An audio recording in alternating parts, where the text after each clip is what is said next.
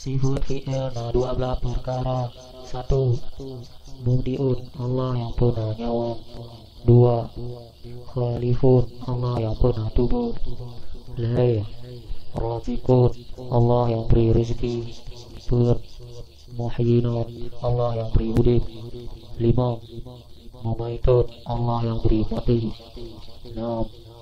Mu'idun, Allah yang pernah nyawa. 7. Ba'itun, Allah yang bangkit dalam kubur. 8. Hasyirun, Allah yang himpun di padang mahsyar. 9. Muhsibun, Allah yang hitung amal. 10.